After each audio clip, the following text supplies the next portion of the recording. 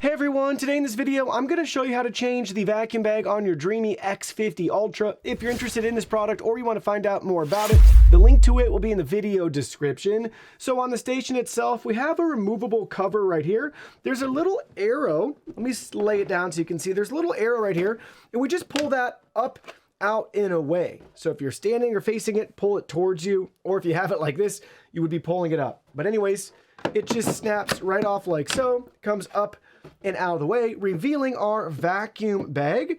So if your bag's full and it's time to empty, just go ahead, grab it by the top, pull it out, get rid of that one, dispose of it, and then take your new vacuum bag and you'll line it up the same way and you'll just gently press it back into place. So line it up and then it drops right in.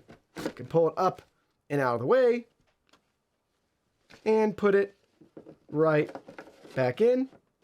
And there you go. Put the cover on and you're all set and ready to go. Very simple and easy to change the vacuum bag on your Dreame X50 Ultra.